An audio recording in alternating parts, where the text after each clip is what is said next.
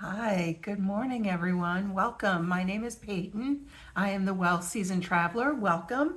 Thanks for joining me this morning. Today, I wanted to talk a little bit about when you end up at a location or destination in your travels and you don't love it.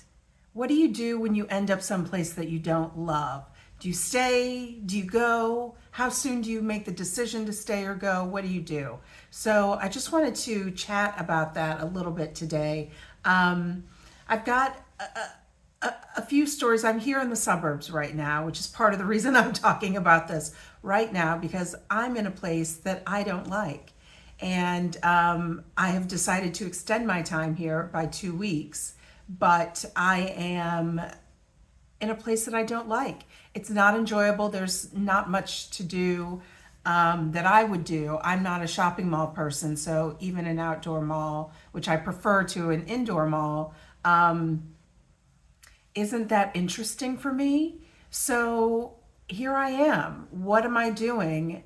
How am I going to make it through another month? How am I going to make it through another month here? What am I going to do? Well, I'll tell you, these videos are one thing that I'm doing, and they are definitely helping. Making sure that I do a video every day definitely takes some of the focus off the city. But when I got to Merida was the first place I went to in Mexico. And when I got there, I admittedly wasn't in a great space mentally. But the Airbnb I booked was in a suburb of Merida. Actually, Merida itself felt like a bunch of suburbs to me. Everything was closed when I got there, so it was a little bit more difficult for sure because I went there in April 2021.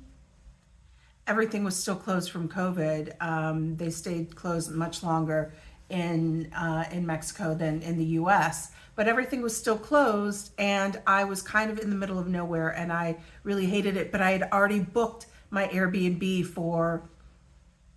I think I had planned. I thought I was going to love Merida, so I had planned to stay there for like 2 months, maybe three, maybe just two.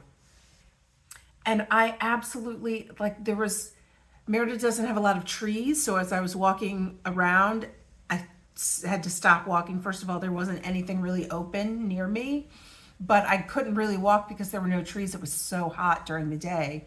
It just it was not a good fit for me. And so I ended up leaving, walking away from some Airbnb money, just because I could not stand it anymore, and booked it to Playa del Carmen, thinking I would stay there and just at least do some beach time for a few weeks before I went to Oaxaca, which was the place I really wanted to go.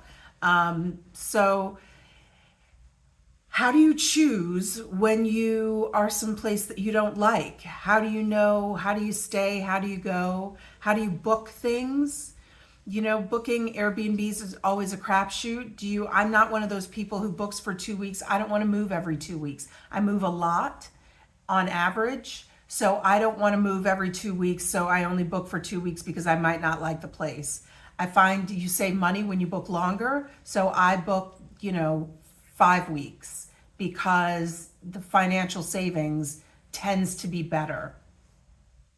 So I can stay places longer. Or 5 weeks is, I generally hit a point around 5 or week 6, where I say, you know what, this is nice, but it's not me. That's how I felt about Playa del Carmen. I was like, this is great. 5, 6 weeks, yeah, come here, hang out, hang by the water. I did not hang by the water at all.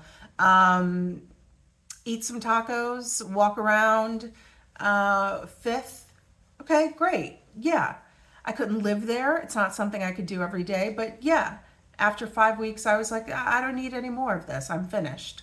So I know kind of enough about how I am as a traveler to book longer, but I also book longer to save money.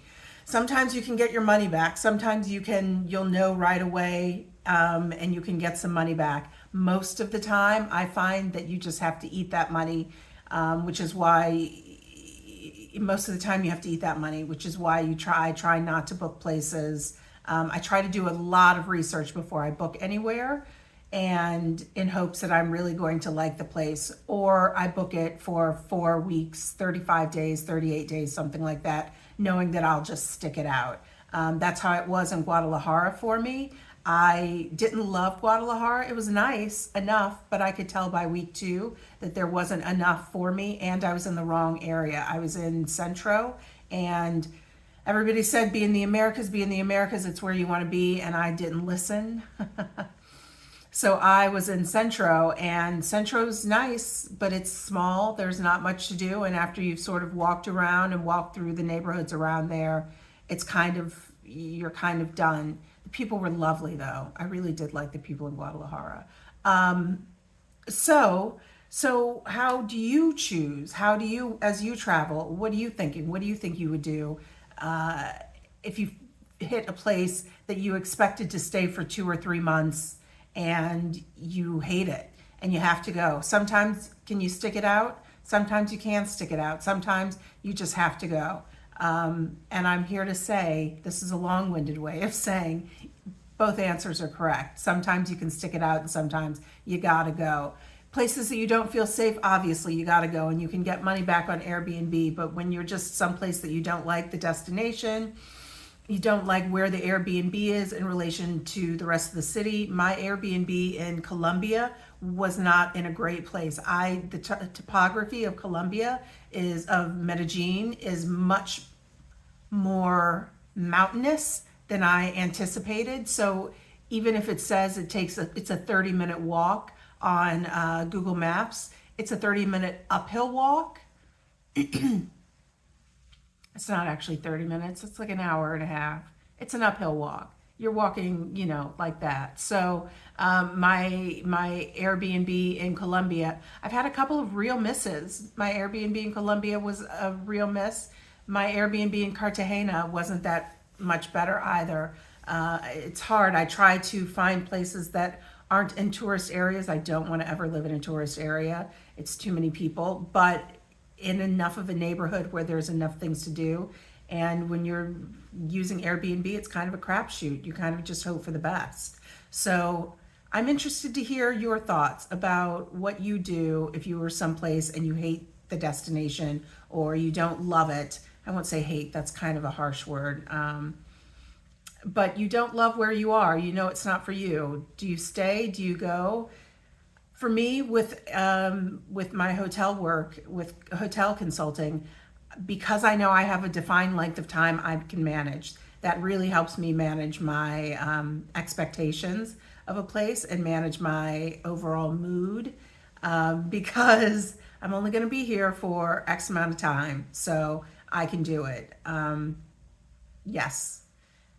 I hope that helps. Today, just some words on Sunday. Thanks for joining. I appreciate it. Hit the like button, hit the subscribe button. Today is day 14 of the 30 and 30 challenge.